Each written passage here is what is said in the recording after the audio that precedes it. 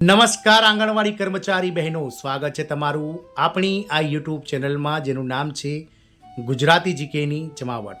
તો ગુજરાત રાજ્યના મહિલા અને બાળ વિકાસ વિભાગના નેજા હેઠળ ચાલતા ICDS પ્રોજેક્ટના આંગણવાડી કેન્દ્રોમાં કૌભાંડ ફરી એકવાર બહાર આવ્યું છે।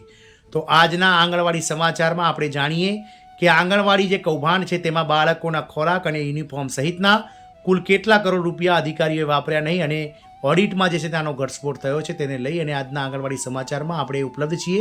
તો આંગણવાડીના આ સમાચાર અને માહિતી સાથે તમે અમારા વિડીયોના અંત સુધી બન્યા રહો। જો ચેનલમાં પહેલીવાર વિડીયો જોતા હોય તો ચેનલને સબસ્ક્રાઇબ કરવાનું ભૂલશો નહીં। તો ગુજરાત રાજ્યમાં કુલ 53,000 કરતાં વધારે જે આંગણવાડી કેન્દ્રો છે, જેમાં જિલ્લા પંચાયત હસ્તગત 33 જિલ્લાઓ અને 8 મહાનગરપાલિકાઓ હસ્તગત જે ICDS વિભાગો છે તેમાં બાળકોના ખોરાક અને યુનિફોર્મ સહિતના રૂપિયા 242 કરોડ રૂપિયા અધિકારીઓએ વાપર્યા જ નહીં। આવો ઓડિટમાં મહાઘટસ્ફોટ થયો છે।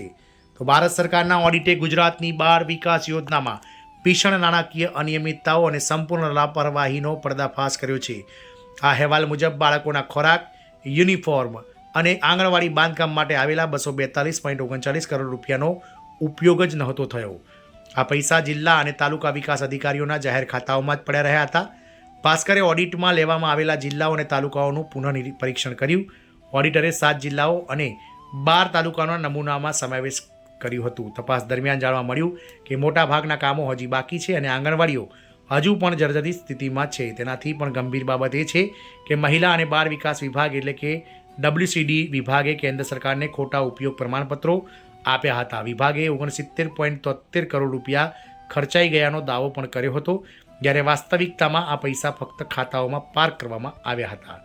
જર્જરિત મકાન અને નકામી સુવિધાઓ ઓડિટમાં જણાવ્યું છે કે રાજ્યની 53,029 આંગણવાડી કેન્દ્રોમાંથી 8,452 કેન્દ્રોની હાલત અત્યંત ખરાબ છે। 3,381 કેન્દ્રો હંગામી મકાનોમાં ચાલે છે, જેમાં શૌચાલય જેવી મૂળભૂત સુવિધાઓનો પણ સંપૂર્ણપણે અભાવ છે। 3.82 કરોડ રૂપિયાના ફિલ્ટર પાણી અને વીજળીના જોડાણ વગર જ નકામા પડ્યા છે। વાત કરીએ DPO અને TDO દ્વારા બિનઉપયોગી રકમ કયા કયા જિલ્લામાં કેટલી નથી વપરાઈ, તો મોરબી જિલ્લામાં 4 કરોડ, પંચમહાલમાં 9.27, રાજકોટ રૂરલમાં 1 કરોડ, રાજકોટ અર્બનમાં 7.75 કરોડ, સાબરકાંઠામાં 119 કરોડ, તાપીમાં 5.59, વલસાડમાં 17.99, માંડલમાં 3.27 કરોડ, વિરમગામમાં 4 કરોડ, ઘોઘંબામાં 15.38 કરોડ, ગાંધીનગરમાં 3 કરોડ, નિઝરમાં 9.77, ઉચ્છલમાં 6.71 કરોડ, ધરમપુરમાં 7.79 કરોડ, પારડીમાં 6.27 કરોડ, વલસાડ 3માં 11.7 કરોડ, ધોરાજીમાં 6 કરોડ અને જસદણમાં 3.21 કરોડ તેમજ ટંકારા તાલુકામાં 73 લાખ રૂપિયાની જે છે તે રકમ બિન વપરાયેલી જે છે તે ઓડિટમાં જાણવા મળેલ છે। કેન્દ્ર સરકારના ઓડિટમાં સામેલ આંકડાની વાત કરીએ તો આ રીતે કૌભાંડ થયું। DPO TPOએ કરોડો રૂપિયા ખાતામાં પાર્ક કરી રાખ્યા। બિન ઉપયોગી રકમનો મોટો ભાગ 7 જિલ્લા કાર્યક્રમ અધિકારીઓ એટલે કે DPOs અને 12 તાલુકા વિકાસ અધિકારીઓ એટલે કે TDOs પાસે જમા હતો।